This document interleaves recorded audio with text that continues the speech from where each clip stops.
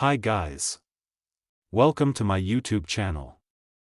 In this video, we provides the troubleshooting steps to fix Xfinity Modem blinking orange light. Watch the complete video. Let's start.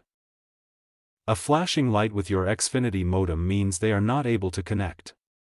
The orange light is common during an interruption but is not always the case since it just indicates it is not able to connect to the network. This would mean your modem is also offline and we would have very limited troubleshooting options to help.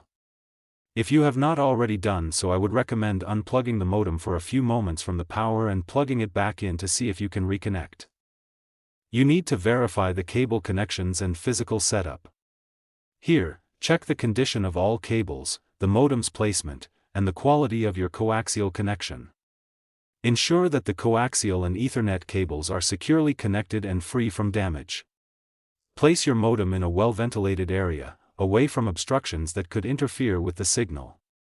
Remove any unnecessary splitters or devices that might be blocking the signal path.